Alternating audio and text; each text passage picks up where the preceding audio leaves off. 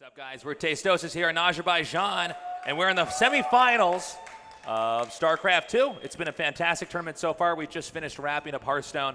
Fantastic story there. A young gentleman, 15 years old, from Tunisia, won the entire event. Yeah, pretty crazy. But as far as StarCraft goes, we are going to have an old name winning this event. We have four players left.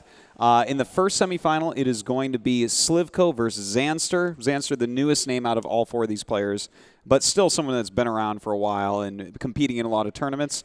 And then, of course, Zest, the favorite of the tournament, going to be going up against Romania's Night End, who's coming back very strong, beating Wellmu in the round of 8, which is like really good. I was pretty surprised by that. Yeah. But Night End, a very good player. He's been around for a long time. And it's cool to see some of these guys that we knew all the way back to the days of, or late Brood War, I guess. Yeah, we knew him. Doing well here now. It goes to show you that you don't just have to be young to become one of the best players in the world to place well at a tournament like IeSF. I would say Zest, out of all the players we have, certainly the favorite.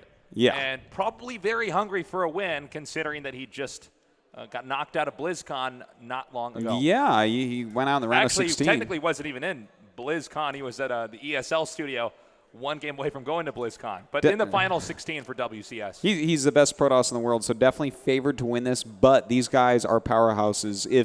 If Wellmu gets taken out by Night End, and he said that Night End told me he's been practicing a lot lately. He's in good shape. So, it is PvP. It can be a volatile matchup. We'll see what he can do. But, of course, our two Zerg players very strong as well. Right there you see Zanster. This guy has had some amazing games. I've gotten to cast him a little bit at DreamHack and whatnot. And definitely a very strong Zerg player. I've seen him go toe-to-toe against some of the best Koreans in the world. No huge results from him yet, but this could be the first. Yeah, well, I already say we at least have one huge result from him. He's in the Final Four here of IeSF, which is no small feat. By the way, map number 1 is going to be Overgrowth. Map 2, and if we go to map 3, will be Deadwing and Nimbus. Loser will be picking the following map. Yeah, that's right. Kind of interesting how the vetoes went. Those are some big maps. This is ZVZ, so could be a little bit volatile as well. Of course, the opponent here of Zanster going to be Slivko, our Russian player. And, well, hold on. Looks like we're going to be going into this game shortly here. And we'll have to see who's going to win this. Again, best of 3, very unforgiving. And I don't know, Tosis. Who do you think is going to win this out of these two players? Well, we'll see. One second. Sorry, there's a slight audio problem we're having right now. We just got notified about this. Yeah. And so, yeah, it's been amazing to be down here in Azerbaijan. Baku, an absolutely beautiful city. I didn't know much about Baku before I got here, but it is incredible. It's so clean, so modern. And I think in the future, Tosis is going to be one of the major tourism hubs in the world. It's really impressive. The whole Caspian Sea lit up by lights, absolutely beautiful. Oh, it's so beautiful at night, that is for sure. Having a lot of fun down here, Tasteless. So we will see about that. But sorry, I got a little bit thrown off there. I think that we're going to just fix those audio problems. Yeah, we want to make sure the casters aren't able to hear what we're saying, because obviously that would be bad for the tournament. So we're going to get those audio problems resolved as soon as possible. And when they're ready, we're going to hop right into this. The finals will be held tomorrow, I believe. Do we know the time for the finals yet? I'm not exactly sure. I know it's going to be on the main stage, so it could be mixed up a little bit. One of the big finales is going to be the StarCraft2 finals. So not exactly sure, but we'll get that to you guys by the end of the show. We got Dota 2 tomorrow as well. That's right. That always makes it a little bit more difficult to tell when exactly it's going to be, since I'm not sure which one's first, but they're both on the main stage. Sometimes Dota matches are long. Sometimes they're really, really, really, really long. So we'll have to see which one of those two it actually will be. And when we know that, we'll be going to bring you guys that match tomorrow. So we're still waiting to be notified as to what the issue is here with the sound. It appears that we are ready. All right, then let's get into it, Tasteless. Yeah, let's do it, man. Again, map 1 going to be Overgrowth. This will be a Zerg versus Zerg. And this should be a good one, Tasteless. Why don't you go ahead and introduce the players? All right.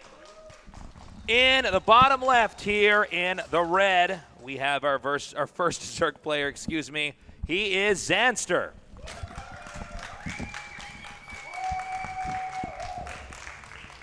And in the upper right, in the blue, his ID is Slivko. Give it up for Slivko, guys. I read the ID when I was on screen when I was about to do that. It messed up the format in my brain. I had this moment where I thought, do I not know how to read anymore? What just happened in that? Anyways, these two guys, both very good players, very talented. I am interested in seeing who's going to come out on top. A best of three, very unforgiving. You know, you can be cheesed in one of these games, and then they play standard the next game, and you're out. So whatever the best ZVZ strats they have here today, we're going to be seeing them, as there is a very small room for error. Oh, that's a fact, Tasteless. This is going to be pretty cutthroat. These guys, very top-end foreigners for sure. We've seen Slivko in so many events. Zanster's really been making a name for himself recently. And, of course, they're from two of the most competitive non-Korean countries that there is, Sweden and Russia. Yeah, both those scenes have pretty thriving esports scenes, and they actually have been pretty strong for a long time. So, obviously, it's not too surprising to see that at an incredibly global event like IeSF, where so many different countries have so many opportunities to prove themselves.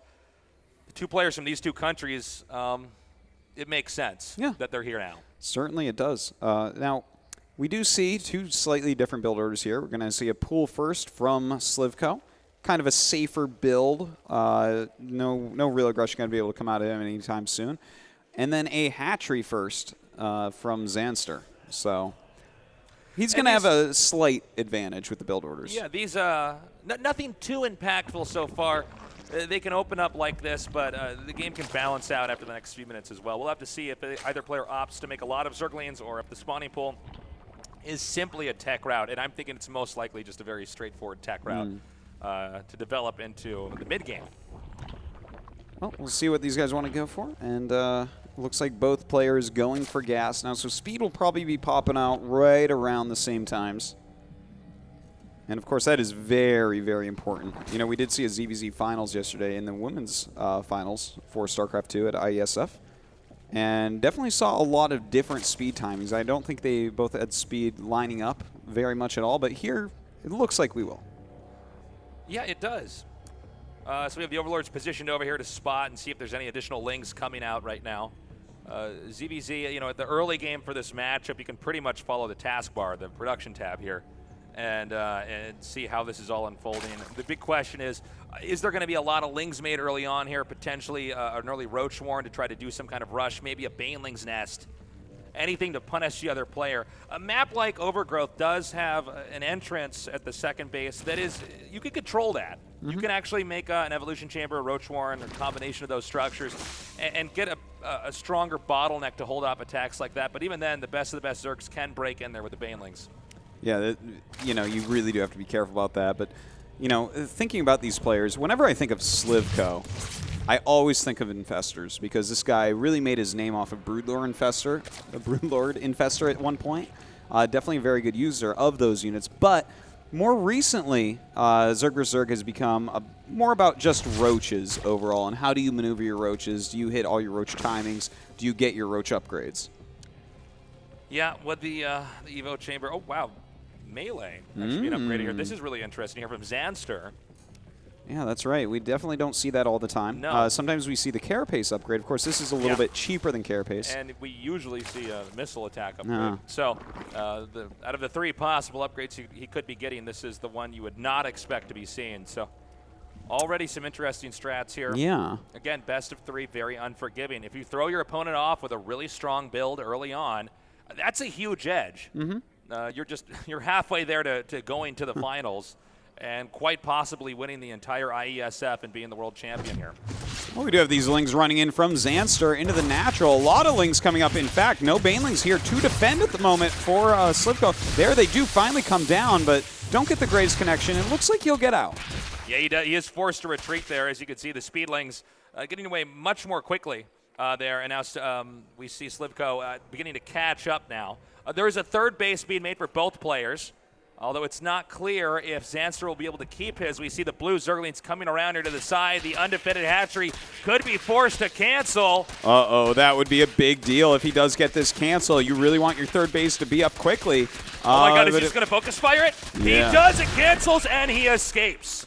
Very well done there by Slivko. Zanster in a bit of trouble now. He has to decide what he wants to do. He is making some more Zerglings, but also starting some drones. So it doesn't look like he's going to go all in, but he's definitely going to counter pressure. The Roach Warren is almost finished here for Slivko. And a lot of Lings have rallied right outside the second and third base here for Slivko as well. So Zanster may be interested in coming in here and trying to force a cancel of his own. We have 4 Banelings morphing in. Meanwhile, the hatchery very close to completion. Will he be able to keep this alive? It's actually, you know, I think he might have wanted to engage there. No, I take that back. I did not see those 4 Banelings. Yeah, well, those Banelings definitely do change things, but he's making some of his own, which can help out. He does have that +1 attack as well. So if the Banelings are not an issue, his Zerglings are worth so much more than his opponents. Well, this one Baneling is zoning back. These other, oh, nice detonation there. Meanwhile, the hatchery actually under attack down here at the south. Zanster.